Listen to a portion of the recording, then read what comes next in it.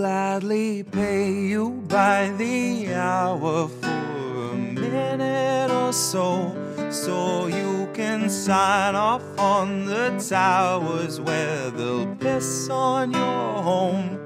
And if you feel like you're just powerless to answer them no, it's 'cause you are.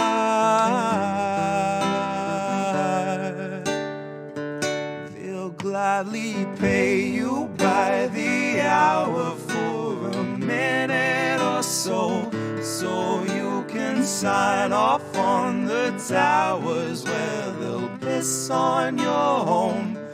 And if you feel like you're just powerless to answer them no, it's 'cause you are.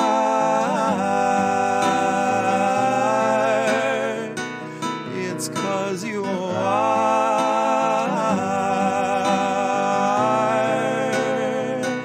They'll gladly stagnate a living wage, snap the chains, bury it. Labor slaves in rusty cages dragged behind a chariot, led by Mr. Racial Jungle, Joseph R. Iscariot, fighting over scraps as they barrage us all with variants and BuzzFeed clickbait, straight until we're paralyzed, trying to distract us from the concentration camps that Joe had swore he'd close but only chose to amplify, where they got 50-something kids in cages made for 5 to occupy.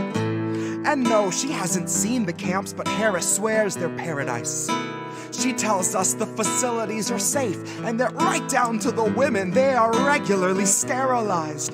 Then she throws her head back and she proceeds to laugh, that sort of heartless cackle you'd expect from someone working steadfastly on behalf of the virus and a Congress full of parasites. And where was I? I was busy cashing every blue check, demonstrating plainly all the narratives expected from the verified. I was busy breeding verbal leeches by the terabyte. Train them to exsanguinate the wealthy while they sleep at night. Bleed the oil barons dry and barren, say they showed us how to share and now we share alike.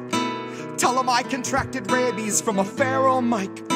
Now I'm just another species losing sleep to noise pollution and these glaring lights, forced to change its habits and adapt to just survive. But now it's safe to say that some of us are thriving in the moment, throwing shit on presidential homes beneath the Paris skies. So if you feel like you're just powerless, I guess you bought the lie. But I can tell they're petrified of our collective might, 'cause I can hear those gentrifiers weeping at the sight of our collective rights. And I only can imagine the intensifying fear of knowing revolution's near, and all that's left to do is simply wallow in the thick anticipation of a rabid bite. And baby, one day you can ask your leaders just what that was like before you grab a slice. So if you think you're powerless, allow me now to change your mind. Honey, if you think you're powerless, allow me now to change your mind. See, they'll pay you hourly, tax them each apart, and build a shining tower out of loopholes and cards, and tell you that you're powerless to keep you in the dark, because you aren't, because we aren't. You see, they'll pay you hourly, tax them each apart, and make you build a shining tower out of loopholes and cards, where they'll tell you that you're powerless to keep you in the dark, because you aren't, because we aren't.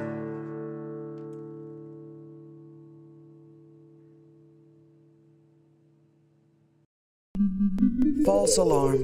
I thought that help was here, but it was my own reassurance bouncing round 100,000 times in my own ecosphere. If every time you speak you keep it off the record, consequently you can keep your record clear. And if you mute the speech that shakes your frail beliefs, you only seek to insulate your image and continue down the stream in the direction clout and credit steers. Directly from your mouth into am I the asshole Reddit's ears. Directly back into the greasy pockets of some Gates Foundation financiers. And then directly back into the frantic final thoughts of early trial Neuralink volunteers, staring at the numb and mumbling vacancies where recently had been their peers. half of whom are glitching with the memory stuck on pause, and half have zero fucking clue just who they are or why they're here. It's been said that fear is all we have to fear, but that was back before the basosphere condenser came along, distilling concentrated fear that's diamond pure, crystal clear, oppressor strong, and woven into every single article you read and song they let you hear. And then Elon heard that Jeff enhanced our fears by 86%, and he said, hold my beer. And not a single sheep among the herd would turn their head or say a word, cause they were all too busy begging for the shears, begging for the muzzle, happy just to guzzle, feed, and watch a screen for all their years. Man, to each his own, can't afford a home, but they'll let you have your cozy little ecosphere. Where there among your own devices you can break the seventh seal, overthrow the oracles and slay the seer. All the tomes were burned and all the lips were seared. Shut your eyes and all our lives just disappear. Now blink them twice. Welcome to your ecosphere.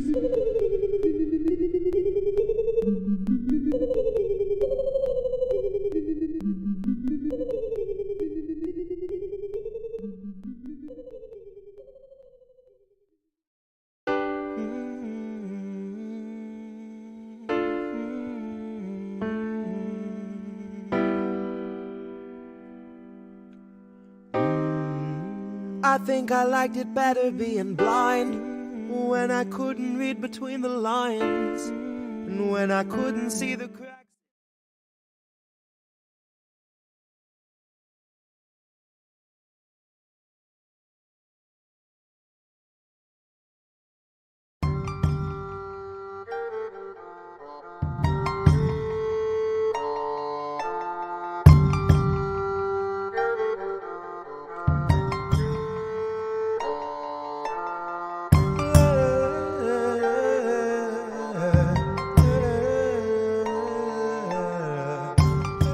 Welcome, everyone, to the Politics of Survival. I'm your host, Tara Reade, and I have a very special guest whom I really enjoy. I've been on his show, and I follow his work and share it quite often, so you'll recognize the name, Niko House. Niko, welcome.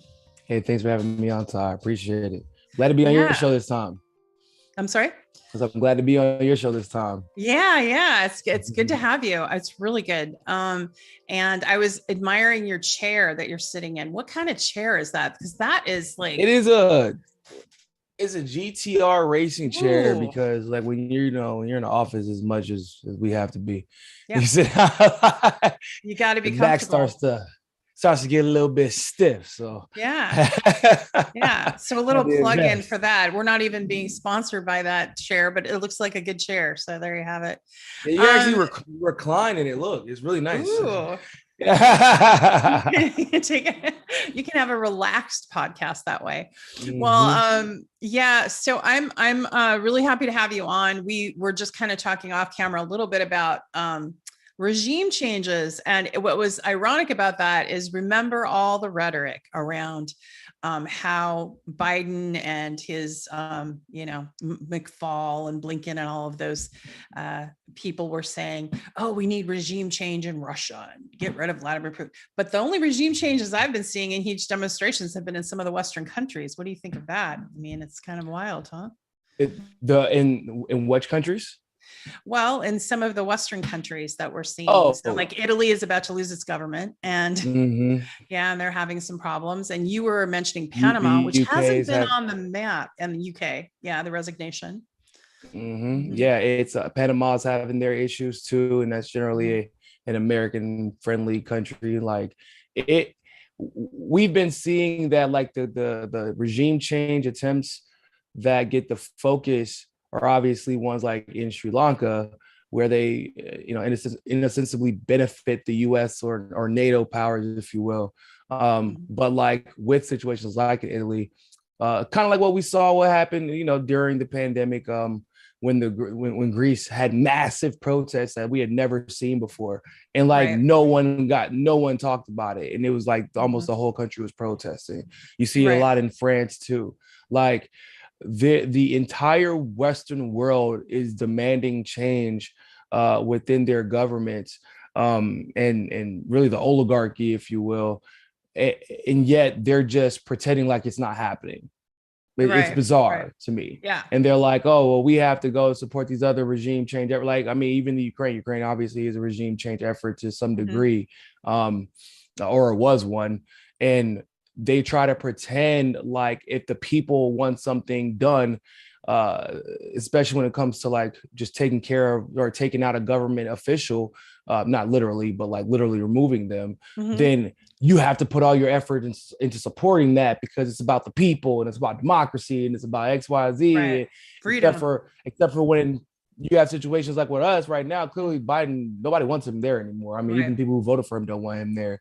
You think that the Democratic Party is going to respond accordingly, or the U.S. If whenever you have even a demonstration of disappointment in the confidence of a government, like what you really saw in January 6th, it was immediately deemed a coup with no guns. Right. So don't get me started on that part. But supposedly it was a coup committed or a coup attempt by a bunch of right wingers with no guns, which totally makes sense, I guess.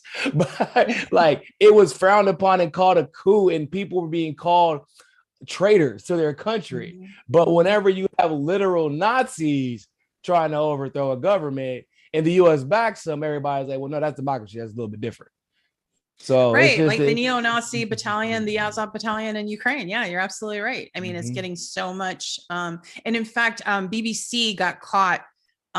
They were erasing the Azov battalion Nazi symbols off some photographs, airbrushing it out. Oh, a bunch of them got caught. I mean, it's funny because you would think that there would be some kind of briefing before a lot of these interviews that happened at the beginning of this, where like these Azov battalion members were saying blatantly Nazi shit on TV. Like, we're just trying to make sure we take over our blonde hair, blue-eyed Europeans because they're different than the other immigrants. They look like us, guys. They're like us. Like the other ones. It's like, hold up, what? Yo, is this live? Is everybody? Yeah, it's live. Everybody just is like, okay. And then so you saw the plummeting of support for the Ukraine situation really fast. Right. But like and you can't really have a successful regime change, I've noticed, without the backing of the US, like the support of people in the US. And I'm not sure like why that is, honestly. I guess it's like basically in order for you to get the support of other countries around the world, they have to see that it's a popular position, because you could lose office otherwise if you do take that position as a government official and it doesn't work out. So maybe that's why. But like that, they're not getting the support they used to for these regime change wars. But in addition to that, they're also the narratives are being just destroyed. Whereas in back in the day, it used to take 2-3 years for a narrative to get dismantled. It's happening in 2-3 hours now, literally. Yeah, 2-3 hours. Yeah.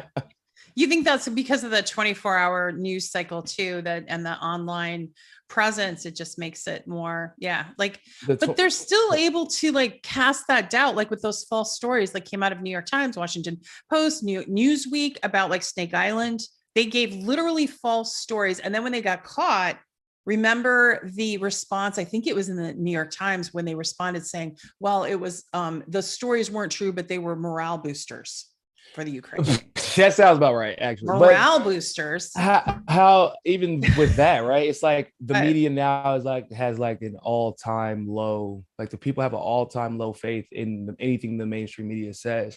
So even when they come out with literal lies, which is often, I mean, it's a problem in a sense that people are still, even though they know that's not the truth, they don't know like how it's a lie or where to go look, because that's where the censorship becomes a real issue for us, because we know plenty of people like us that do have the answers, that do have the truth, that once upon a time were getting out there with ease. In fact, I was there during the whole situation where a bunch of YouTubers were crushing all of the mainstream media on YouTube. It was crazy to witness it.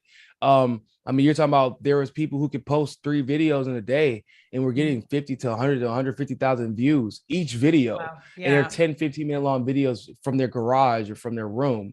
Right. CNN was posting stories constantly, couldn't get 2 or 3,000 views. And that's when they were like, no.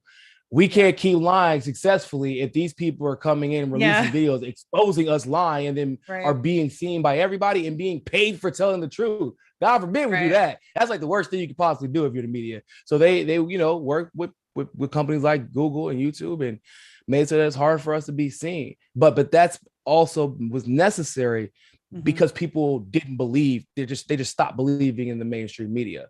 So now it's just we're a gray area where we're just trying to navigate, the censorship and all that good stuff. But now people are also way more willing to go search for the truth. And so we still have an avenue to be successful in influencing opinion there. Yeah. We just need to keep, like I have a Rumble channel. I know you do and other people, but like I wanted to also, I wanted to give a shout out to my listeners. And I saw in the chats, we already had people in the chats, Niko, that we're going to ask you questions and whatnot, but I wanted to give a shout out to Warren, who has, and Reef, do you have his link tree, Uncle Warren's? Okay. And the name of his podcast, please, Extra Bulla up there. Could I want to dedicate tonight's podcast to Direct Aid. He's a fellow content creator who's really funny and wonderful, and he's going through some tough times right now. And as many of us are, and if you have tips, if you have whatever, could you throw it to Uncle Warren, please? So his link tree will be up there through. Now, Niko, I wanted to talk to you because I was on your show and you kind of were able to tell everybody who I was, but I wanted to hear more about how you came to be in this space. You talked a little bit about watching YouTubers, really kind of blow up and succeed, but your content's really amazing.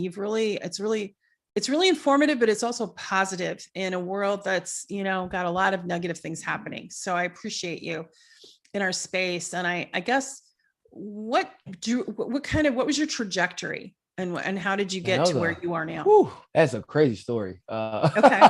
Honestly, it's like, okay. So I was at University of North Carolina at Chapel Hill, and then I ended up starting like the largest Bernie Sanders organization in the country at the time in 2016. And it was wild. It was a wild ride. And because like we were so plugged in and everybody was in contact with us constantly, we, long story short, I figured out that Bernie was being cheated. And I was the first one to go public with it. Wow. It turned out to be more true than I had expected it to be, because whenever I first actually did the call to action, it was supposed to be for North Carolina. I didn't know that other people were going to see the video around the country. And so staffers and volunteers literally started like blowing my DMs up. And I was actually on spring break at the time, drinking a mojito on the beach. Whenever that's my favorite drink, mojitos. Yeah. I drink the virgin mojito, though I don't have alcohol in it, but I love mojitos. Yeah, and I mean, when they're done right. So you're having a mojito on the beach on spring break. Yeah, and then what happened? I was going through my DMs and I kind of knew, like, yo, if I respond to these DMs, I don't think my life is ever going to be the same again. And I had to like take a second to like mentally prepare for it, because I just was not. I'm like, I don't know what I'm in the middle of right now. But this shit, I'm talking about like it was like 150 or 200 DMs within like a 3-hour period.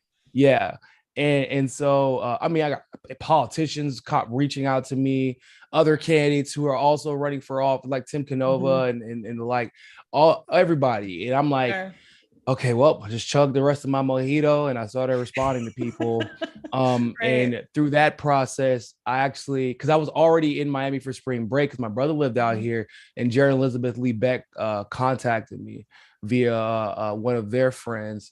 And that's how we started the DNC fraud lawsuit. We were doing research into how we could actually hold the DNC accountable, because they had always been able to escape accountability by saying, oh, we're just a party. And I found out that they actually were, a registered organization, being a 501c4, and that like the number one way that 501c4s actually do get sued is by actually taking money under false pretense and violating their charter, which is what the DNC did. And so Jared, put it all together and took it to court. And from there, a lot of people know that story, how the DNC, their attorney, Bruce Spiva, said that they could, they can make the decision about who they want to select, in a smoke-filled room, where without our advice at all. That's basically what he said. And that blew up, and then people started seeing the DNC for what it is. So through that process, somebody was like, "Hey man, you really got to talk in front of a camera. You want a radio show?" So I was like, "Sure." So I ended up on iHeartRadio for a little bit. And then like while I was doing that, I also started a YouTube channel. And it was weird because it was like I was just starting a YouTube channel. And I had like very unique circumstances because out of everybody that was on YouTube at the time, I was actually the only one with like legitimate political experience. I mean, like largely the reason that Tulsi had introduced the Secure America's Elections Act was because of the conversation we had about election fraud, and me explaining to her how I was able to figure it out and where they were doing it during the 2016 election. And I was still like just a senior in college. And but I also had military experience too. I'm a vet. Yeah, but I also have like debate experience. Like I was, at one point one of the best debaters in the country.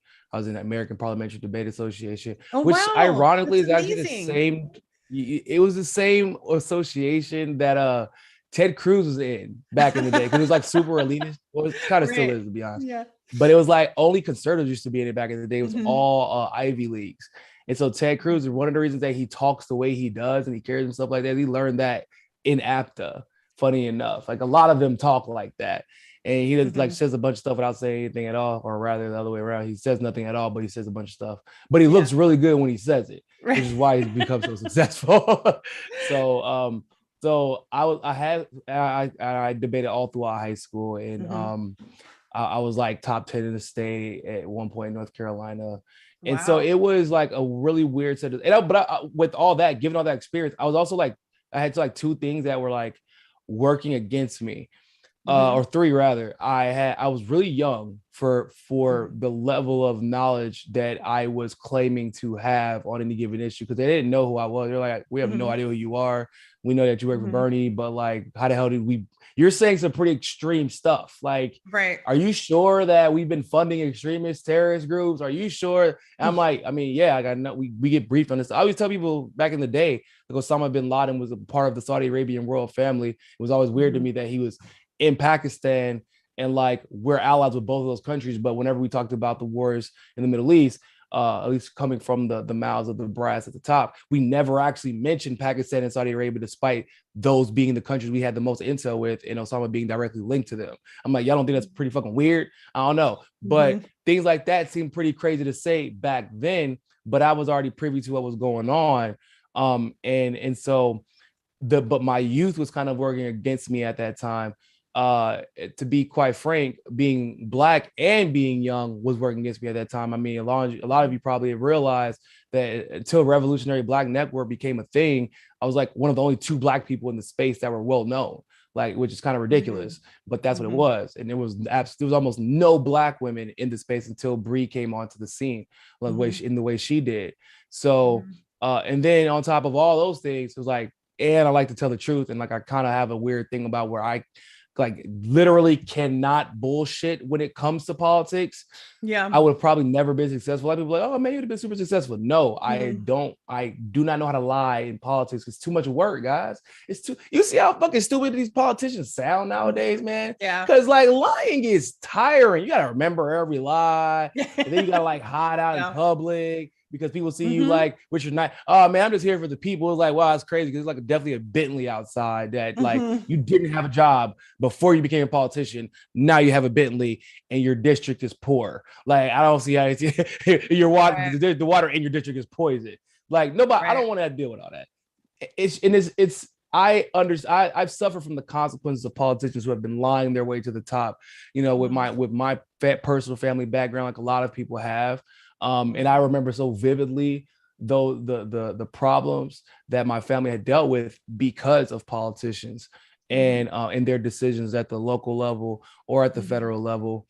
And I just could not bear to just lie to people just for some views or for a couple of dollars. And I I felt like I said, I don't know if anybody else actually has this experience. Like, as I started listening to other people, I'm like, where the hell did they get that from? And I started figuring out, okay, so these people are worried about this. I can figure out the categories of people who to take seriously versus who is kind of full of shit versus who tells the truth most of the time, but ultimately they're probably going to be full of shit anyway. Because after you have enough experience in politics, you learn to categorize people pretty quickly. Right. So yeah, now we're here.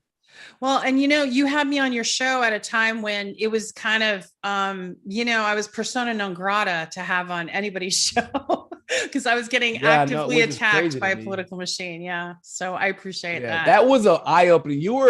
You actually helped me. I mean, your story rather, like, it really showed me how. So funny story, right? AOC.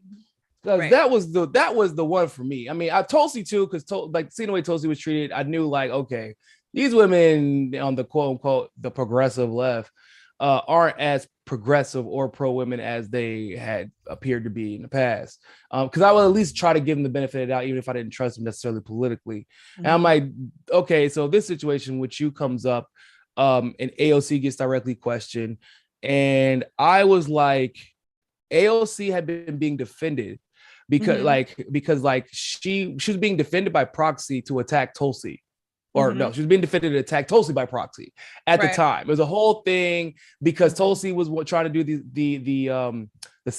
her environmental. Oh my goodness, I can't remember. The climate, yeah. Yes, which was the best climate legislation literally that had ever been put together. It had like 200 endorsements. It's ridiculous. We've never seen anything like it, and with AOC being in the climate change committee at the time, everybody assumed they were going to work together. Tulsi had tried to work with her, and AOC ghosted her. And it had started attacking her in various ways, like with the impeachment, which actually turned, Tulsi abstained because she was like, I think that these people are actually full of shit, and that's not what we should be impeaching him for. We should be impeaching him for the things that he actually did, not the bullshit.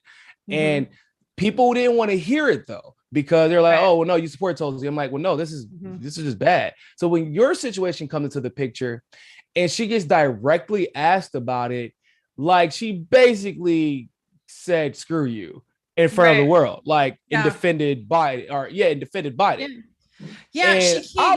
She gave a word salad. Like, the first time she said it should be investigated before he was a nominee. And then she said, once he was a nominee, then all of a sudden, she was. Oh, she lied. She lied in the NPR interview. I remember. I actually wrote about it in the article. I was like, she said, she was asked directly, like, well, what do you think about the Tyree situation and like her not voting for the Democratic Party ever again? And she literally says, well, Tara never said she wasn't going to vote for Biden.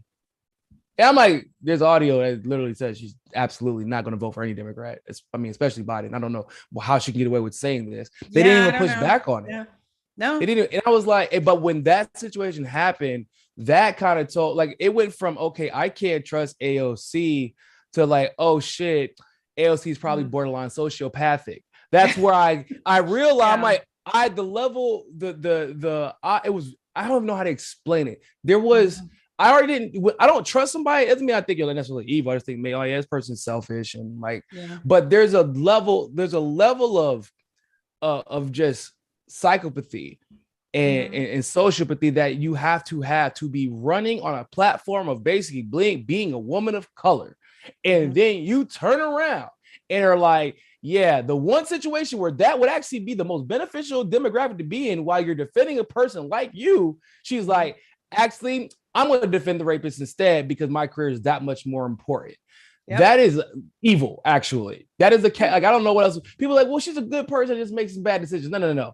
I know what those look like. That's not her. That's evil and selfish. And it helped me really open my eyes to just, and a lot of other people, like, to just what we were dealing with. And one of the biggest regrets in my life is that I saved that bitch's career. I'm so upset about it. Some people know this if they watch my show. No, I was the first viral interview, excuse me, not the first one. After AOC started getting hammered in the media after she won her primary, because she literally didn't know anything about politics, which makes her winning her primary even crazier, honestly. Like, they were looking for help trying to get her right for interviews to anticipate the questions that she was getting. that one CNN interview she got where they asked her, well, how are you going to pay for all this? And then I told her to say, well, to ask them, like, well, just ask how they're paying for all the wars. How about we just take some of that money and pay for healthcare instead? And the whole spiel that she did, like that went viral, that was me who gave her that. Oh my God. And I was working with VG, her former campaign manager. I was working, I want to say Doug, her communications director at the time. And literally I was feeding her answers. Wow. Like feeding her, and because she had no fucking idea what she was talking about. Right. And at first I didn't ask for any money from her. I'm just like, oh man, no, like if she's going to get in Congress to do the right thing, it's absolutely worth it. Right. Lo and behold, probably one of the worst decisions of my damn life. Like, so you didn't get the gala Met invitation to Met Gala invitation. I know, which is kind of messed up because I'm definitely more fashionable than AOC is, for sure, 100%.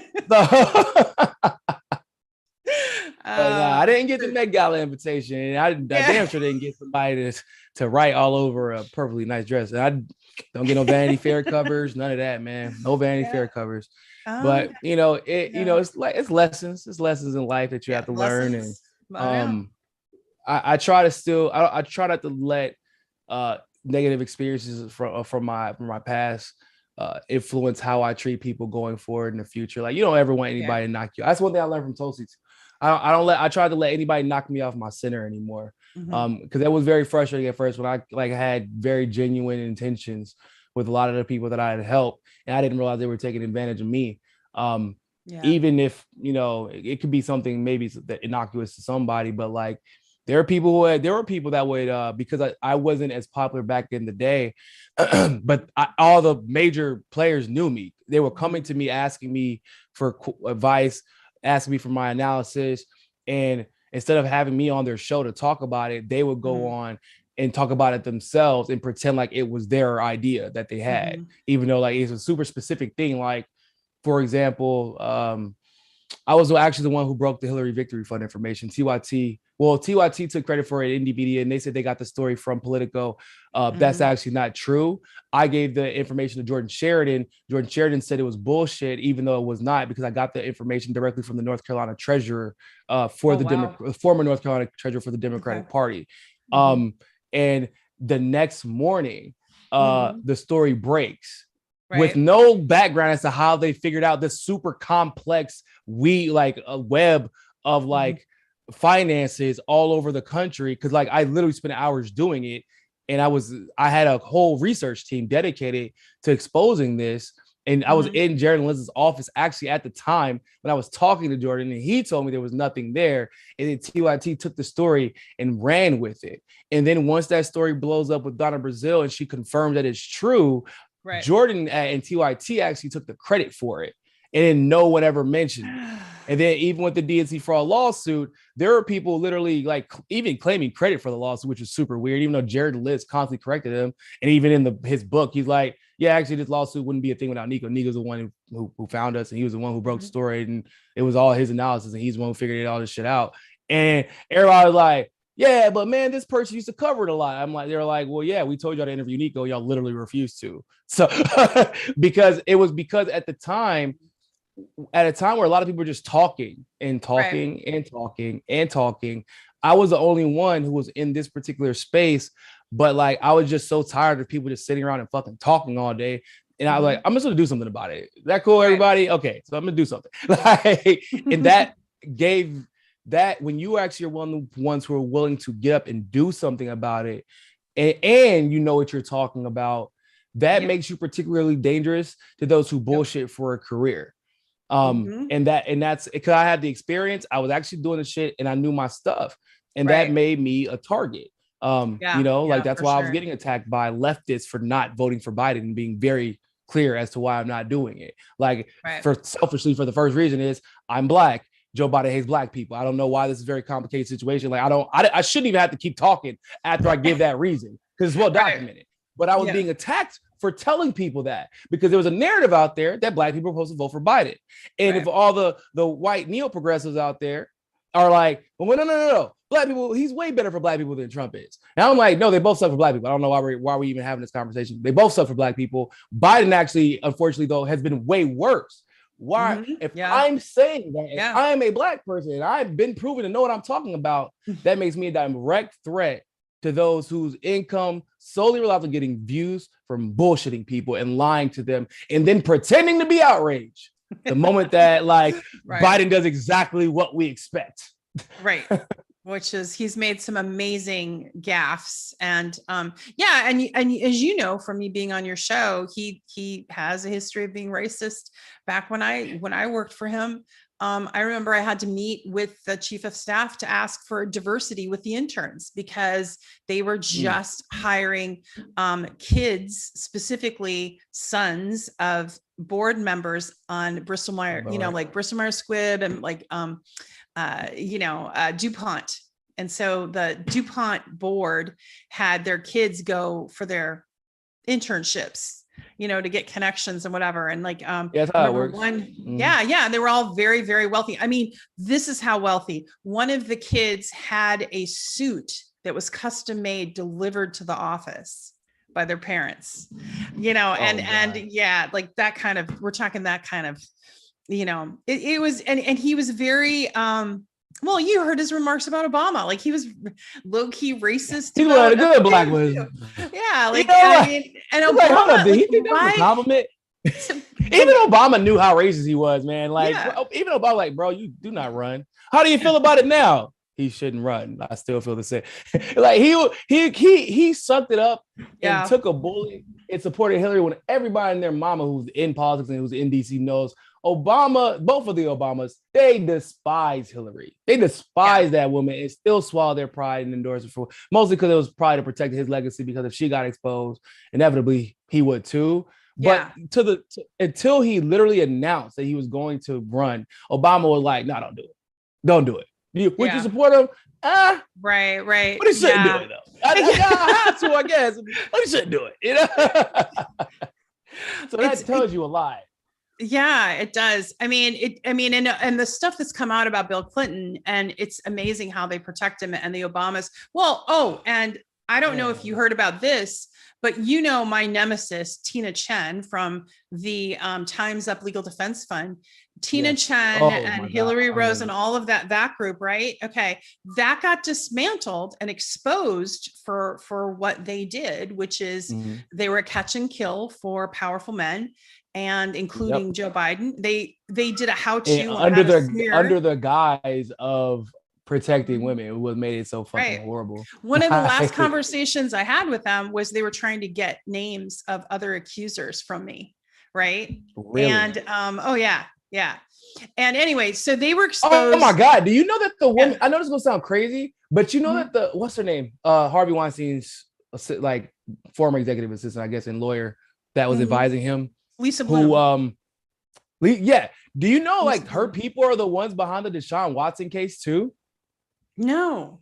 Yeah. Well, you know that Deshaun Watson pissed off a bunch of so the whole story behind that is that the Texans screwed him over massively, and they were basically outed as being racist to the point where JJ Watt, who was like a lifetime Texan and was probably going to have his jersey retired there, but he got caught on camera with the microphone apologizing to Deshaun Watson for wasting his season, and he said they I'm sorry that they did this to you, man. It was super sad. Everybody's like, what the hell's going on there? Then JJ Watt leaves the team, and then Deshaun Watson and everybody leaves the team. DeAndre Hopkins leaves, who's their best wide receiver, and then Deshaun Watson's like, I'm out. I'm not going to play another down for the Texans. And then all of a sudden, all of these cases come out of nowhere, and all of sports media gets behind the narrative. And I'm like, hold on, well, we don't even know what happened because it's kind of nobody thinks it's a coincidence. Because I remember that Ben Roethlisberger raped somebody and no one said anything about it. I distinctly remember being there, for that. So all these girls come out at once, and I'm like, yo, this kind of seems like a really familiar process, but I don't think that Lisa Bloom would be behind this, right? Because that's nope, just kidding. Nope, she's right there, of course.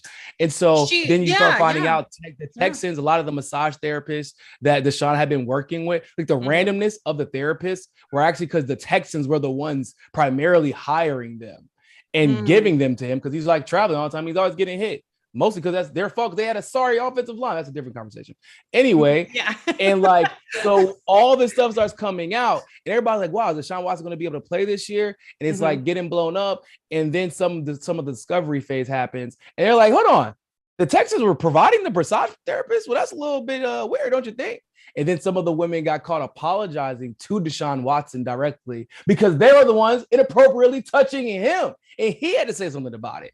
Oh, wow. Yeah. You know, it's interesting. Which is why he got signed this year, despite all the hullabaloo going on. Yeah. And you know how you know Lisa Bloom was behind it, because when he got signed, he got in the midst of all this, he got signed to the largest contract in history, guaranteed like $230 or $240 million. And then like immediately HBO put a documentary together with all the women immediately, like the next day. And I'm like, oh yeah, that's definitely some Lisa Bloom shit. That's because that's, you know, that's how CAA rolls, yo. That says how they do business. They will control the narrative to hella high water, no matter how much the facts are against them.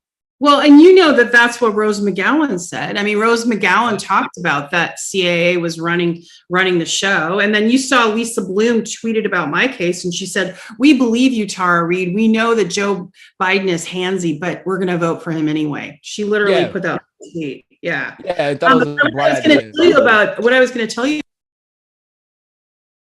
Oh, Tara, Tina. Yeah, right. No, that's okay. She was one of the founders of Time's Up. She just, and after getting exposed for all the corruption for the malfeasance, because remember, they got caught with emails between Cuomo aides, right? And Time's Up, talking about how to smear survivors. They used my case as an example and said, well, look at Biden with Tara Reade. Now you can just victim shame on the record. And so that tweet came out in the criminal thing. Well, so that's why he was forced to resign eventually, right? Like, because the Cuomo got caught. She was forced to resign. Tina ended up going from Time's Up legal defense. She ended up going to Biden's. She was his White House senior advisor. And then now the Obama Foundation just appointed her last week as vice president of the Obama Foundation. Oh, so right. Hey, listen, here we are, you know. If you want to fall up, you join the Democratic Party, bro. I promise you. Because I know there's some kid out there looking like, man, anybody really can be president if you want it bad enough. Because like they're looking at Biden like, bruh, my mom's getting on me for getting C's. Joe Biden is shaking hands with the air. I think that me getting C's should be celebrated at this point. If this man shaking hands with the air, becoming president. Right. But what it should tell people though, is that, so we know all of Joe Biden's history. We had 47 years of it. Okay. We all the information was out there. I mean, he was a number one target by the other Democrats during the primary for a reason. It was because he was the easiest target to hit. Right. I mean, it's literally like shooting water into the ocean. Literally, it was that easy. And yet, and still, somehow, he fails his way to the top. Man had to drop out of a presidential race before for plagiarism. He doesn't have a constituency. There's people don't really like him, and that they never did. But yet he won. I mean, even the people who voted for him were like, you know. And by the way, that's very few and far between. Like usually in obviously like New York, California, I meet people who voted for him.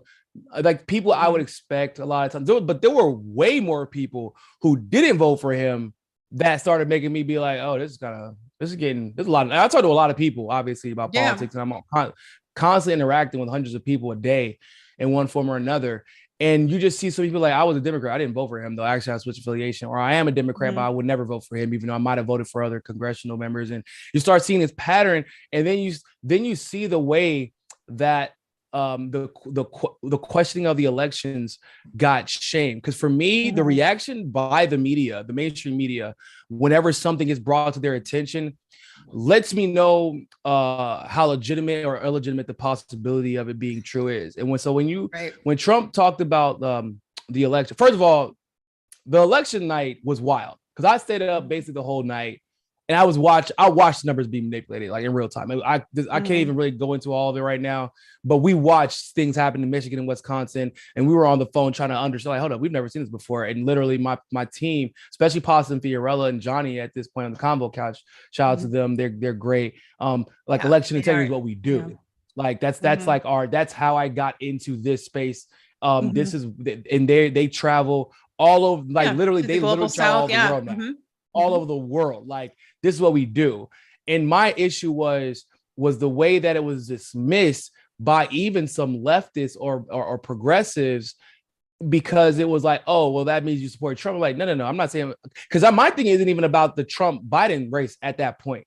But if you begin rigging that, necessarily the Senate races get rigged immediately, because that's the same people voting. You get situations like Tim Canova, where he gets screwed over and is able to succeed because who was benefiting at the time, whether it be at the federal level or the state level. Like, that's the stuff that we're thinking about, but that people don't ever take into consideration, because somehow they're voting the ticket. They're voting the ticket. Yeah. Exactly. And so whenever you have a situation like what happened this last election, where people were able to get dismissed because they're like, well, the courts, courts dismissed it, so I don't see what the issue is. That's some pretty fallacious logic, because if you know how federal judges work, you would know that in order for, because they had to get an audit. That's what he was trying to get for the majority of those cases. You can't tell me, well, if the courts thought it was serious, and it would, first of all, if you're a leftist, I don't want to ever hear that as a justification for anything, because you know how fucked up the justice system is. I should have to explain this to you. Why would you just accept what they say on its face? So that's the first thing. Second of all, to be a federal judge, which it's weird, it shouldn't be the case. It's actually probably by design that it is this way. But to be a federal judge, you get appointed. To be a U.S. attorney, you get appointed. They understand just how corrupt this political system is. They know that even if they do grant the audit, that it might not even get audited correctly, because guess who counts the votes? Whatever party's in goddamn charge. That's what happens. That's how this works. Okay, so you're telling me you want a bunch of federal judges whose jobs exist by appointments to piss off their next boss. That's what you're asking them to do. Yeah, because Biden is he was the anointed one. He was the one that was going to win regardless. And for them to even ask to say, which is weird, right? Because you would think everything should be audited, right? It's, right. We want to make sure our elections are correct. But no, they don't. They don't want that at all. They get exposed that way. And so if you're asking federal judges to piss off their next boss, and that is where we get into like really murky territory on like, okay, so how popular is Biden? And if this man is this wildly unpopular, and on the other side of this fence, Trump somehow managed to increase his voting demographic amongst or his voter turnout amongst every single demographic except for white men, which is super weird, right? If that could happen and he could break all these records for an incumbent, what the fuck is going on with our electoral system? Maybe we should be asking that question. Like something's broken. And nobody wants to ask why. Because if you start asking that question, you might not be able to get another Biden in office if you're a Democratic Party. Because they didn't even want him. I'm assuming they were settling because Kamala got destroyed so early on. But you don't get that. Kamala didn't work. But like all the other people just weren't popular enough at all. Then you're settling for Biden because you're relying on the same narrative that they rely on with Hillary. Oh, they went off of name recognition and how much they dislike Trump. When I don't think that was the case. I think that Biden was actually massively unpopular, and I'm not quite sure he won. I can't say for a fact. That doesn't mean, by the way, people, that I don't think Trump and the Republican Party didn't try to cheat. I think that both parties tried to cheat. I just think that it's particular time Democrats probably cheated better. I mean, at the end of the day. And so that's something else that I think that we have to consider. Because like you said, Biden is wildly unpopular. Yeah. It didn't just start either. It got worse, but it didn't just start today. You know, you're right. You bring up some really good points about the brokenness of the electoral system right now. And and it's ironic that we send election watchers to other countries. Meanwhile, we're engaging in kind of this kind of, very dysfunctional system. But hey, I wanted to do Reef while you're here. Could you lift up any questions or messages for Niko? Okay, cool. I think there's a lot. Okay. we need critical thinking. Asked if you were going to do any reporting from Cuba, Niko. So I can't answer that question right now. I feel you. Okay. I hear what you're saying. It's a great question. I can't answer it in the moment. But okay. It's I will say this. it is something that has been discussed in length by my people at MCSC and the people that would help facilitate that trip. And the reason why it was because of what took place with the SOS Cuba situation. I mean, for me, I lived in Miami. I was on Calle Ocho when all those protests were going on. And I know I was joking, but I was also being serious, right? So these protests were massive. These parades were massive. And like the ambulances outside, the cops were protecting them. I'm like, from who? I don't know. But like, we're protecting like the protesters. It was bizarre. I'm like, hey guys, y'all don't think this is weird? They're like, what do you mean? I'm like, since when do cops protect protesters? That's not normal. Right. It means you're on the wrong team. I'm sorry. I don't know what to tell you guys, but generally, if cops protecting your protests, you're on the wrong team.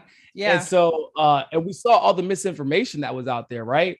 Because a lot of Cubans here, they don't know. They actually have zero idea what's going on in their country. And even the older Cubans are literally relying on what their grandparents, who unfortunately were probably like racist as hell and, corrupt. That's how they got their fortune. They're relying on what they're telling them.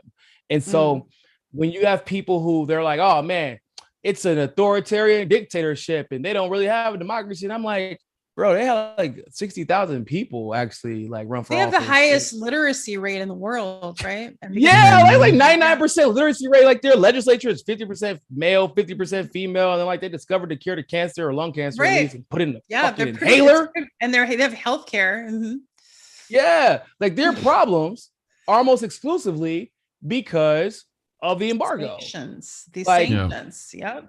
And people will say, oh well, I'm like, because you're like Fidel. So the way that they take things that happen in like countries like Cuba or Venezuela and pretend like a lot of it is not normal for the world. Fidel's role in that particular case was very similar to what Winston Churchill's would have been in the UK at the time, as in like he was like the commander in chief, but the legislature, because like no man is that damn good where he can just if he will be the most efficient and effective dictator in history if he was able to get all of that done. Such a high literacy rate, have a 50% male, 50% female legislature, able to desegregate, able to do all this crazy, is still able to work with other countries and still even providing aid to other countries in Cuba's heyday.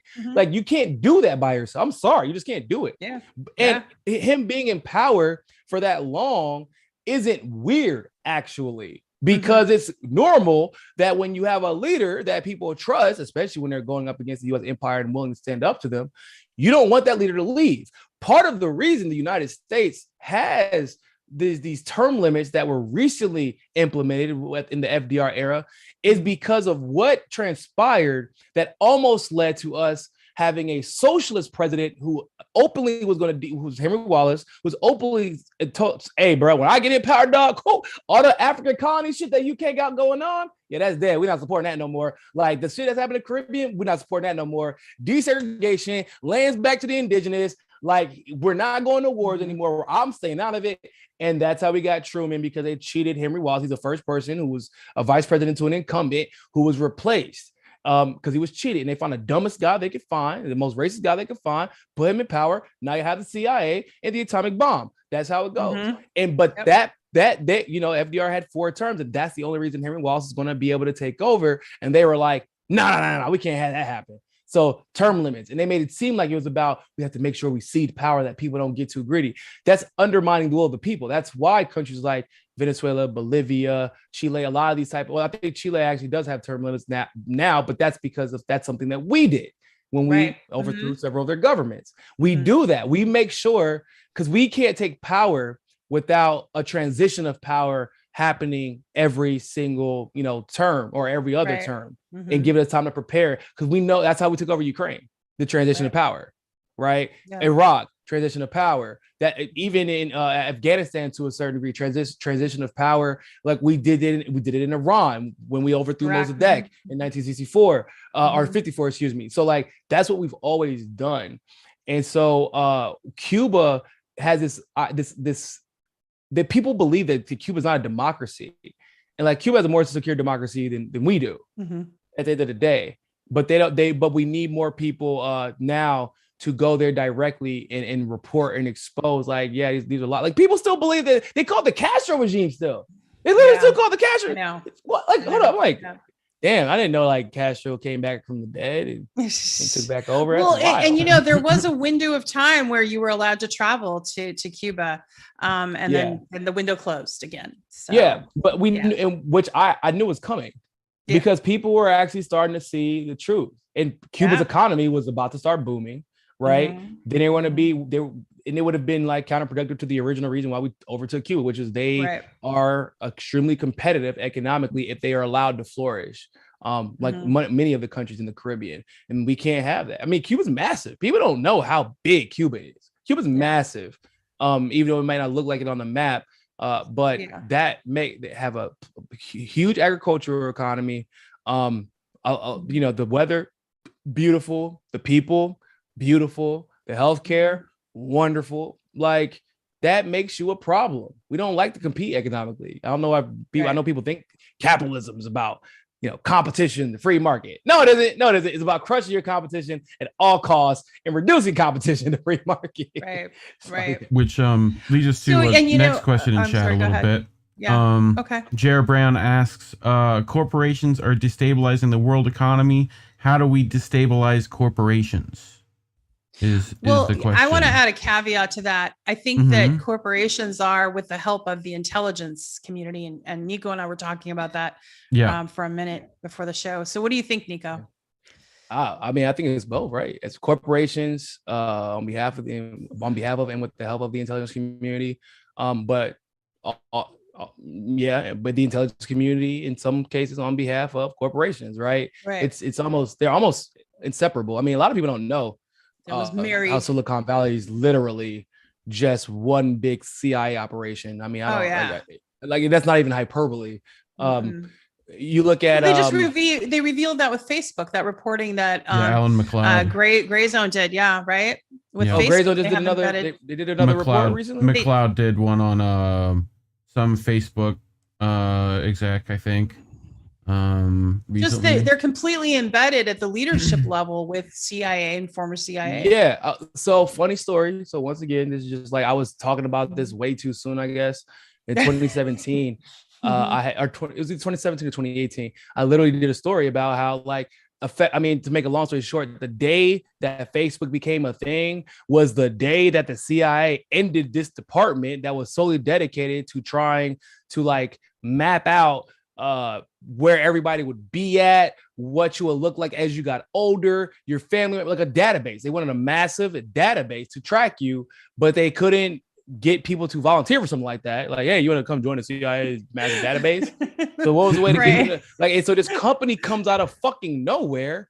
And to be quite frank, I was there for the whole MySpace, Facebook, Twitter thing. I was there in high school and as a young adult in college.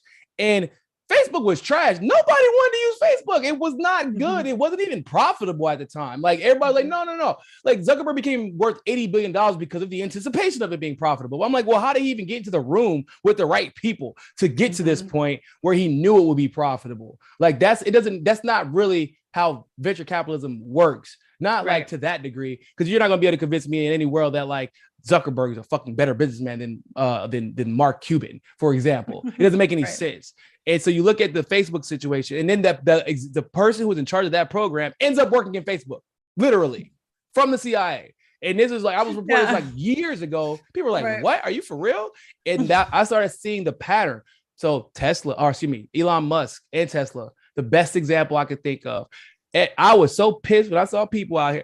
Oh my God, Elon Musk is gonna say free speech. Oh, right. Oh man, he's just my hero. I'm like, yeah, sure. The South African, like, bro, like it's like South African, damn, like Emerald Mines. He like avoided. He always says, I just didn't want to go in the military and oppress Africans. And I'm like, bro, you haven't mentioned the African people y'all been stealing from, you and your family have been stealing from since its inception. Like, since you left Africa. Like, let's be honest, right? He's never even tried to apologize for the shit. He just pretends like it never happened. And yeah, I'm sure that's why. You just didn't want to go to the army because you don't like actually doing any fucking work. That's Elon Musk. Elon Musk actually doesn't like the fucking work. So Tesla, he didn't even invent Tesla, okay? He pops up as effectively an undocumented immigrant because he illegally migrated to Canada. And it's weird that nobody ever talks about that. For all you MAGA people out there that seem to fucking love Elon Musk and y'all don't like undocumented people coming to steal your jobs, like y'all don't have a problem with this guy coming in here and becoming a billionaire after being undocumented and never having to address why he was able to migrate to a different country and then come into the US undocumented. But, you know, right. Different conversation for a different day. Right. So doesn't invent it, actually has a hostile takeover of Tesla. People don't know that. His takeover of Tesla was hostile. It wasn't his. He seems to be very good at hostile takeovers, by the way, which you can't do to this degree unless, obviously, you know somebody, right? So that happens. He ends up Tesla gets subsidies on subsidies on subsidies on subsidies on subsidies at the federal level, at the state level, which, okay, cool. They're like, well, it's because he's doing something great for the world. First of all, government don't give you fucking subsidies for doing great shit for the world. It's not how the government works. I think we all know that. So on the other side of this fence way over here, that nobody's paying attention to, because usually for this particular part of the story to get exposed, a conservative-ish or a libertarian type of person would have to expose it. And the reason why is because of who it involves. It involves China. People don't know. This man has a factory in China. In fact, it's one of the largest factories, if not the largest in the world for him. And he has exclusive rights to electric vehicles as far as like, and he has a benefit that no one else has actually been able to have, which is he's the only one who's able to own something that massive, a corporation that big in China, without having to work with a Chinese business partner to do it. And his factory was allowed to stay open throughout the entirety of the pandemic, and no one else in China could do it. So somehow this man has managed to have both governments under his thumb. But in my estimation, it's not because he has both governments under his thumb. I believe to a large degree the oligarchs of both government, or at least the governments and the oligarchs in China's government, are using him, or he's working for them effectively, which is how you fast forward to SpaceX. Where everybody thought it was about space travel. I already knew what time it was. I'm like, that's stupid. It's not happening. Turns out, oh, nope, just a weapon system that can travel weapons around the world in less than an hour. Yeah. And he has a bunch of contracts with the Pentagon. Why? Because that was what this was about. It's always about building up his brand, building up his legacy, consolidating all these different resources and all these different companies to get what they want without ever being directly attached to it. That's what Peter Thiel's role is in society lately, even though he seems to be trying to deviate from that. I guess he realized he was getting used up. He probably didn't like it that much, but they were kind of almost started replacing Peter Thiel with Elon Musk lately. And I do believe that part. Yeah, I do believe that part of the attempted hostile takeover with Twitter was, well, I don't know if I think that might have been actually Elon. I think Elon was like flying off the handle and like decided I'm gonna try to do something altruistic and magnanimous. And part of the reason I think that stock started actually taking a massive hit when they did was to stop Elon from buying it, because it would have gotten him some autonomy from this contract, whether or not it be official or otherwise, that he's in with the government, where he can be killed at any moment. The moment they flip it, not killed literally, but his billions can be reduced significantly at any moment. Like whenever he announced, he said, actually, I think I'm done with SpaceX. Like, remember, like that happened and everybody kind of forgot about it. And then Tesla stocks plummeted and it made no sense. Like, why are Tesla stocks plummeting? Because he's pulling out at SpaceX. And why is the only way I can invest in SpaceX is if I invest in fucking Google. Right. That's who owns SpaceX, which is what? Like how are you getting contracts with the Pentagon? Like a lot of the PayPal mafia, like the rest of them, like with Peter Thiel, with, you know, so they're connected to a lot of media and stuff like that now too. So, you know, super fun to watch those monies fly. So, yeah, and you know, I'm going to ask you one final question here, because we're sorry running. For the super long-winded answers. Oh no, I love it. I mean, I learned, you know, a lot in that answer. A couple of things that I didn't really have. I was wondering about the kind of world stage that Elon was kind of having this thing about. And he's Twitter able to keep it relatively quiet, right?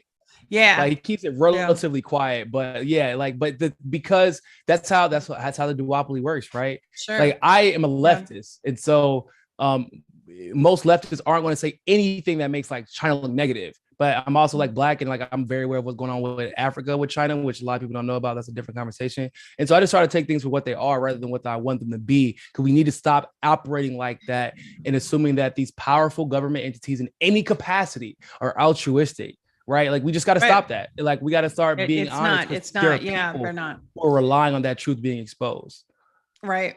Exactly. Well said. And, that brings me to my final question, and it's a big one. And it's about the endless amount of billions, and a couple, Boris Johnson had said it before he resigned, and Biden has said it out loud, that they will pay for Ukrainian weapons and fund this proxy war against Russia as long as it takes. And it doesn't matter that Americans are suffering and that we have nothing and that our infrastructure is falling apart. We don't have access to healthcare, education, and affordable housing, et cetera. They continue, and then the Pentagon got last week 847 more million, almost $1 billion that's just sailed through Congress. So what are we headed? So this is the question. Based on what you've seen, do you think that we are headed towards a global conflict, a world war? Is that what they're gearing us up for? I mean, there's a chance that we're already in one, and we have been in one, and it's just because they look like proxy wars now versus an all-out large-scale war. We haven't been privy to it, and like, let's be honest, right? Being in America, you're almost insulated from all of that, right? Like, it's. We have a lot of, I'm fully aware of like the privilege that we have as Americans. I never have to worry about like my house being bombed one day. Now, granted, I used to not have to worry about coups, and I'm not quite sure that we didn't experience one this last election. So I don't know if that's even going to change. So maybe I do gotta worry about that. I live on the coast, but we are in a world now where everybody is like, war in Africa is rampant, and it's Biden and it's NATO is causing a lot of the damage out there, and people have no idea that it's happening every single day. There's been regime changes in Africa over the last 2 years, like all over. Right. And people don't even know. It's been massive assassinations that have been happening. People don't know. Regime change in the Caribbean that people aren't familiar with. Like it looks there's like mercenaries out there now, special forces, Rangers. It doesn't look the same as when it did. Now, with that being said, the First World War was about the Industrial Revolution. People don't know that, but the UK, Cecil Rhodes, the guy responsible for creating South Africa, actually the character Victor Moriarty from Sherlock Holmes, he was based on Cecil Rhodes. Because Cecil Rhodes was a scholar and like wealthy businessman. And if you notice, every fucking plot with Victor Moriarty is him trying to start World War I. It's literally, that's the plot. He's trying to like own all the pieces that he would be able to profit from by starting World War I. But it was because the UK had this plan of world domination and global domination that they needed the US to be a part of. So they worked with people like Cecil Rhodes, Lord Rothschild, worked with people like JP Morgan at the time. And they started to demonize Germany and Russia because it was the number one countries that were competing with them in the Industrial Revolution, and they were winning. And it was easy for them to be a cohesive unit because at the time they were both considered quote unquote empires, and they had their leader, and they were all united behind those leaders.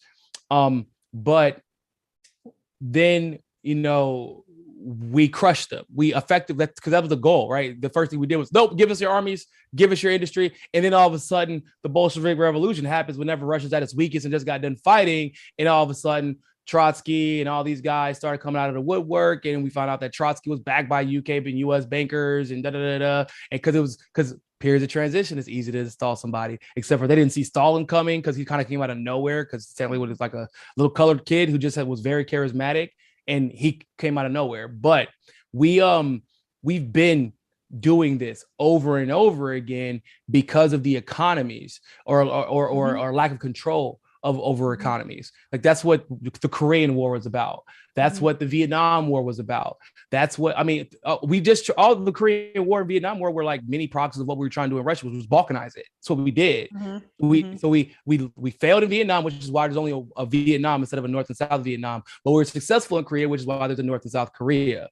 So, and you see that all over and they never called it a war either. They called it a conflict. It was never allowed to be called a war. Yeah. So now Russia has basically come out, and I can cuss, right? I don't like this is like yeah, it's fine to cuss. That's fine. Okay. I mean, for more or less, like Putin and Russia kind of came in and put their dick on the table like throughout this entire conflict. Like they're like, actually, yeah, we was actually just being nice to y'all. We actually don't need to do any business in any of y'all currency. We're just gonna do it in rubles now, and y'all gonna do it the hell we tell y'all to do because y'all can't afford to do otherwise. And we've known this the entire time. We've been stacking up gold for 10 or 15 years. Y'all have been fucking spending money on frivolous wars. We've been building positive relationships with countries all over the world. And then, like, as soon as they make the call, Saudi Arabia is like, yeah, US, you're on your own. India's like, yeah, US, y'all on your own. Like, everybody is like, it's like when Biden did this, he didn't actually call people to make sure it was okay. Like, he just assumed. The staffers just assume, like, yeah, this is the plan. That's what we always do. We get, and they're like, well, hold up, bro. You didn't call us. We didn't get to check our bank accounts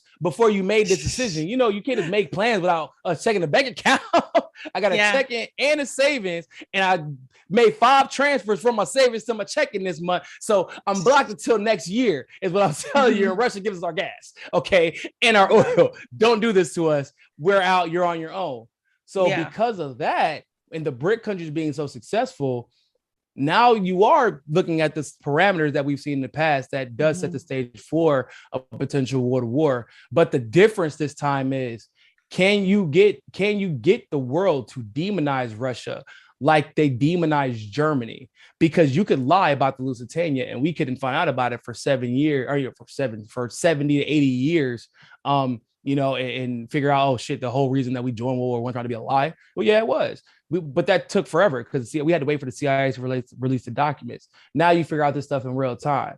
So is there anything that they can do that would get the United States to unequivocally, in the West, to unequivocally back a world war? And I'm not sure there is. I think they keep trying to figure out reasons, and they're like, you know, the Ukrainian flags just keep disappearing. The SOS Cuba shit just keep disappearing. Like the hashtags are where you're like, oh man, we studied TikTok.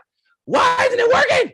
We tried. Yeah, the TikTok. I know TikTok influencers were at the White House even, but I think that has to do also with, luckily, Americans have really short attention spans, and they I know what always tell you the beneficial.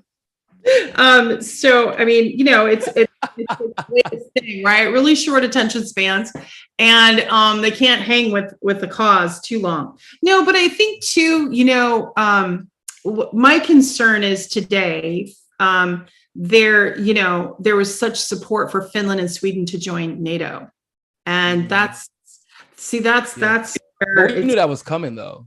I feel like we knew that was coming, and you know, there's going to be a push for Switzerland to join too, because they're going to want to make it so that the oligarchs of other countries like Russia can't do business either, and that puts pressure on them to initiate regime change. Yeah, like, it puts more pressure on them. So like, you know, it's coming. You know, I don't know if you saw, the New York City Emergency Services has done a fallout, basically, video of what to do in case of a nuclear strike. I know I did a little video clip. I don't know if you've seen it. It's only 2 minutes long, but I talked about it. But yeah, I don't know if you funny enough, they just sent it to me today, actually. I didn't look at it yet, but it's just, I mean, the fear mongering. It's like we just live in a world of fear porn right now. Yeah, you know, and the U.S. is like, it's weird, right? So we're always like talking about like potential nuclear attacks, and I'm like, hold up. I know that history books tend to lie a lot, especially in the U.S. But last I checked, the only one who used the atomic bombs twice, the U.S., but in unnecessary circumstances, was the United States. That's correct. Why do we keep pretending like anyone else, literally anyone else, is willing to use the atomic bomb or nuclear bomb more than the U.S. is? No one else. Right. Literally, you have history of footage of Russian leaders, multiple Russian leaders over 30 years, be like, yo, man, can we chill? Like, this is wild. Like, why are we doing this? And presidents being like, nah, man, we got to keep ramping it up. We got to. Why? Because y'all might attack us. We're telling you we're not going to do it. We'll dismantle our weapons right now. We'll do it right now.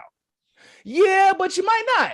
He's like, no, y'all liars. We're not liars. Y'all the only ones who lie. Yeah, but what if you do though? What if you lie? When you see that video, people don't know, or at least or they do know, but they don't think about that type of stuff. Like, they're like, oh man, Russia would attack. Why the hell would Russia attack? Russia doesn't even like attacking U.S. soldiers. despite the fact that they know special forces and Rangers and Delta Force are aiding and abetting literal terrorists in like the situation with Syria. They don't punish innocent people for the actions of their fucking corrupt government. They've just never done that. There's no history of it. No. Whereas the U.S. is shown to do the total opposite, and we do it. It's fear. NATO country and NATO, U.S. and NATO. You're absolutely right. And NATO is not a defensive force; it is an aggressive force, and it's and it should be dismantled. You know, absolutely. I mean, oh yeah, it should have been dismantled, but it was never. They don't ever put those organizations together to get dismantled eventually. Everything they say, anytime the U.S. it's like the Defense Department. It's like, bruh. If this was the NFL, like y'all literally don't even have a defense or offense, a defensive coordinator. Y'all just go straight offense. Y'all don't even know. Like, nope, don't even give him the ball back. Just keep it and keep throwing it down the field, and we'll figure it out later. Like y'all, we never do anything defensively. I mean, at least not for our defenses. Maybe for the defense of the interests of the oligarchs and the elite. But we as a country, we have to learn that we cannot be ruled by our fear of just the uncertain. And the unknown. Yeah, you're absolutely right. You're absolutely right. That's how we get manipulated.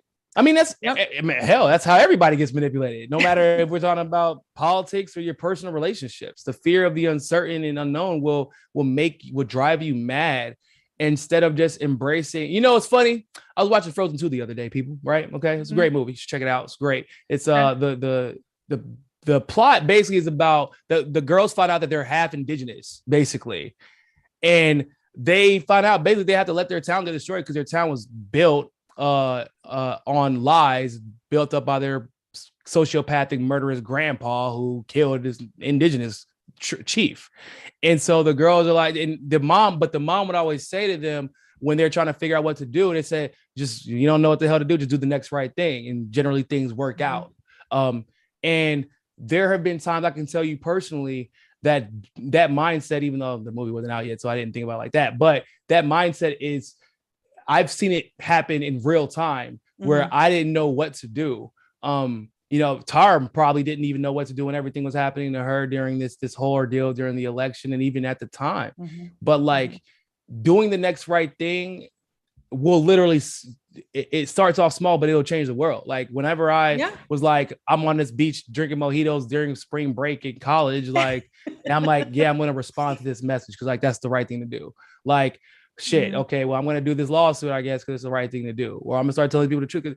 And now, like, you end up with like me and my team helping Coach Tulsi in debates, and you know, Kamala's not president now. So you're welcome for that, by the way. And, you know, it's like that, but it happens like that. Sometimes you can't see the forest for the trees because, you know, it might be a little foggy, but you'll get there by doing the right thing. And that's what we need more of. They're convincing you that just sacrifice your integrity a little bit because you don't know what's going to happen if you don't. But I can tell you, like, I every day, no matter what I deal with personally, even the struggles that come with being honest and being a truth teller, because there are struggles that come with that. Like, my conscience is clear. As long as my conscience is clear, as long as I have my integrity, I would, no one, if you could say a lot of things about me, but you're never going to be able to say I'm not trustworthy and I'm not honest. And that in and of itself will let me continue to do what I do, and hopefully bring a lot of truth to other people. And like, you'll feel good about yourself at the end of the day. Like you can't help it because every time you tell the truth, you save a life. That's how I feel about it. Like, and eventually you'll get like Tara, you'll get like me, you'll get like, you know, people like Jimmy Dore or Julian Assange. Julian Assange, especially Julian Assange, and you might end up changing millions of lives. And when you, at least it's, you know how it goes, right? It's when you least expect it. You wake up one day, you're like, oh shit, I'm on the news. What just happened? I was not this important. I don't understand when I got right. And you just, but it's dope. Even though the pain that you got to go through, because I feel like I witnessed cheating, I witnessed getting screwed over, I witnessed the people trying to manipulate me. Right. Push me. Absolutely, same thing with you. People gaslighting you and lying, and even though it's clearly obvious what was going on, right? But it just pushes you.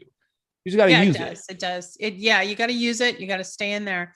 Well said. And that's a hopeful note to leave our conversation with, and I wanted to, before we go though, Niko, if you could talk a little bit about where people can find you and when, and those kinds of things. And we do actually on our, because we're, we're live on several platforms. We do have your links below, but just kind of tell people what's coming up for you. So, and what's going on.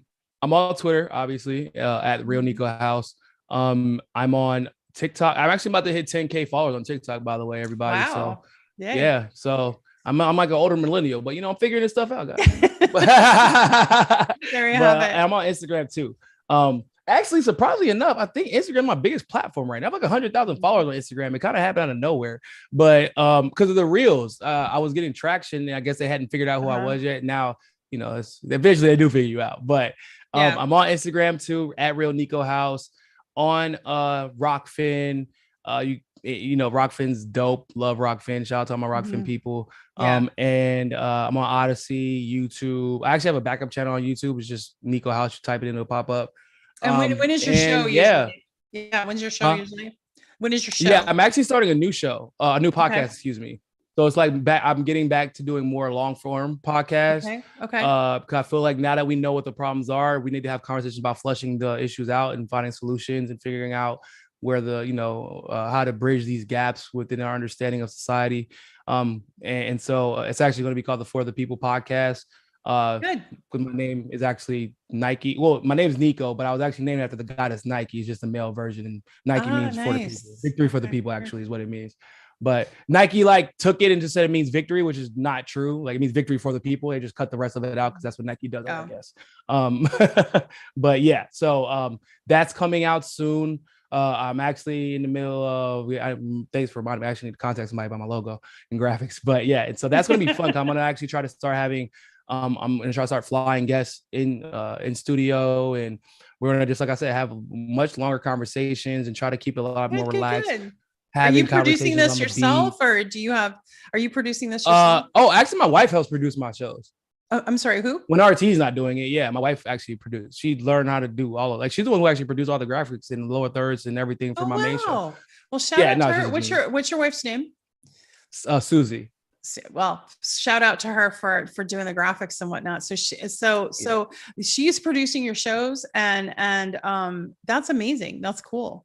Yeah, I know. It's dope. Yeah, the reason that RT low key found me was because they're like, hold on, like, you in a studio somewhere? I'm like, no, this is my office. Why? They're like, it looks like you're in a studio. I was like, oh no, this is my wife did all this stuff, man. Yeah, this should be done on a computer, on a laptop.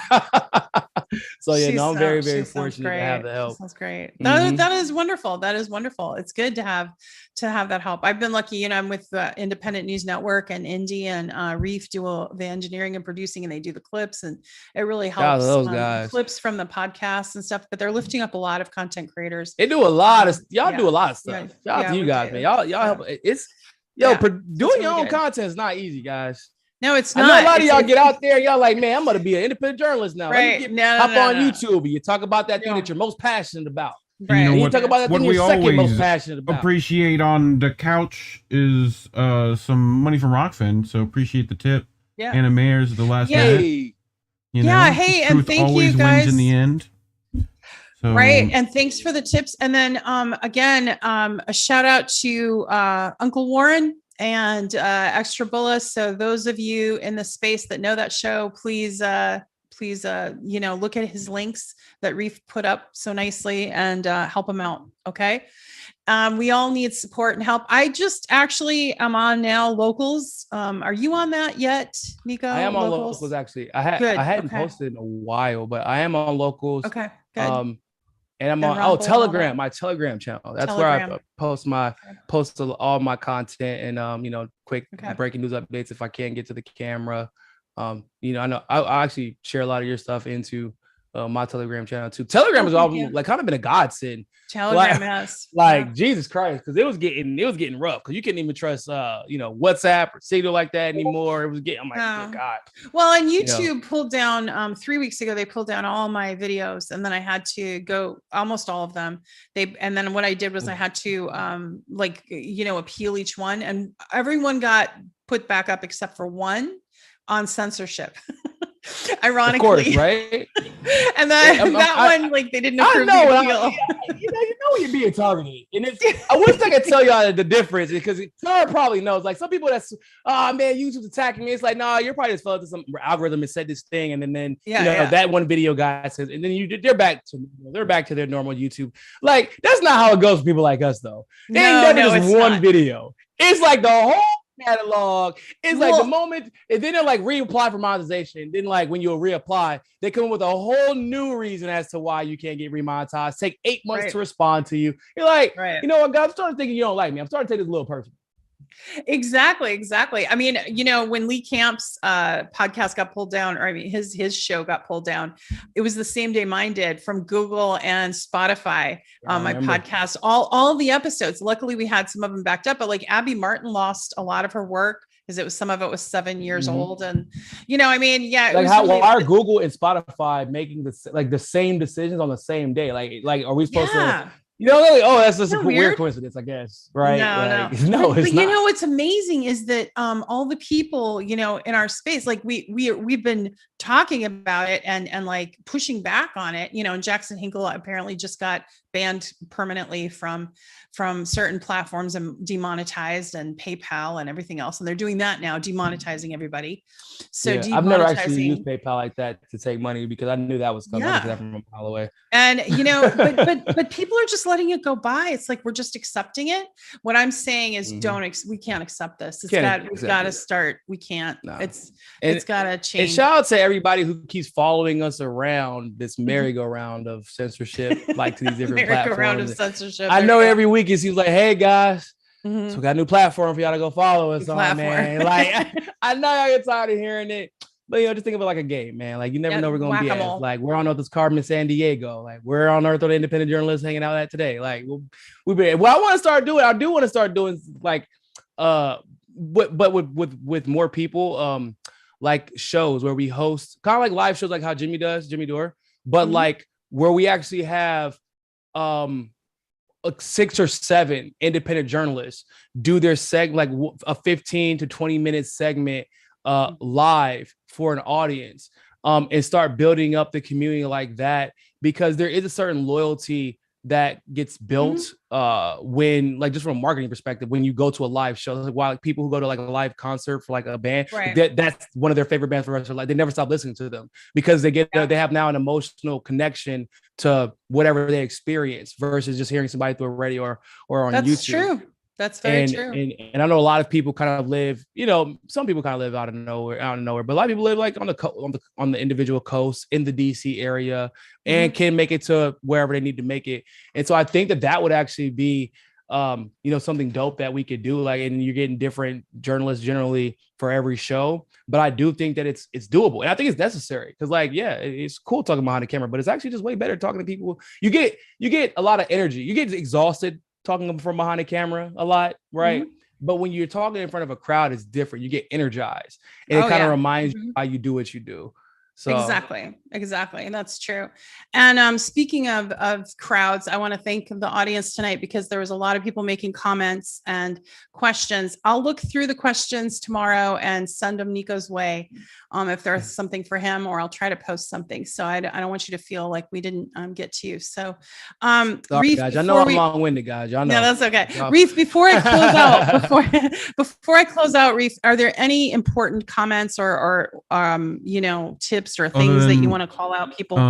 Indy wanted Niko to mention his work on Assange before we left out. Okay. So, but other than that, we can like close. Just generally. Yeah. Okay. I mean, I don't want to mention like my work on Assange personally. I would rather give credit where credit's due on other people's work, like the Assange, like Misty and the whole Winston. Assange group, Steve Poikonen. I mean, the people that were literally out there every single, doing their show every single week, going out there to DC, talking about it every single day, and to the point where people were getting irritated because they just would not allow the focus to be taken away from Assange. And like that type of dedication, especially to an issue that isn't popular, that you can't make money off of, that could actually quite literally put your life in danger. Hell, Steve Poikonen actually still, from Slow News Day, he still hasn't been able to get a passport renewal. like because Wow. they initially denied it because he was going to go to the UK to cover the Assange trial. Taylor Hudak, another one. You know, all these people that have just dedicated their lives to bringing coverage to that story. Like I've done my part, obviously, but like what Assange has done, and then subsequently what those people did by sacrificing their brand to make sure that people know his story, you know, that should constantly be celebrated. And you know, the job's not done. I know he's being extradited, or at least that's what it's looking like right now. The job's not done. We still have to keep talking about it. We still have to keep bringing it up. But at the end of the day, I do hope that we keep seeing journalists continue to be inspired by Assange. That's one of the reasons that I started taking journalism so much more seriously, was when I saw, like, I was like, wow, this dude is literally out of his damn mind. Why would he expose the empire like this? And then you realize, like, what was the right thing to do? And it was just as simple as that. The right thing to do. Sometimes that's the only reason you need. Yep. Absolutely. Well said. Thank you so much for coming and joining me tonight. It's been so much fun, and I love talking with you. And I want to, you know, hear about your new show. So I'll be following that, of course. And you're welcome to come back on anytime. Oh, I'll have you definitely on, you know, on the show, on the podcast too, like for sure. Yeah. Oh, that's amazing. That's cool. I would love that. And I appreciate that. So to our audience members, thank you. And there you have it. Niko House was in the house, and you rocked it. You did, you know, you brought a lot of information and a lot of inspiration. The inspiration is what we need right now. And the thing, because people feel powerless. And so you gave a lot of really sage kind of advice and some suggestions, and also from your life experience of what you can do, one person can do. And so we don't have to feel so hopeless. There are things we can do. Part of it is supporting content creators like Niko, like me. So everyone, there you have it. That's Politics of Survivor. We're out tomorrow morning. We have at 11 Pacific. We're doing it in the morning because the guest is in Spain right now, and that's Wyatt Reade. And he's going to be talking about some updates about Ukraine. So we'll see you tomorrow. Everyone have a good night. Take care.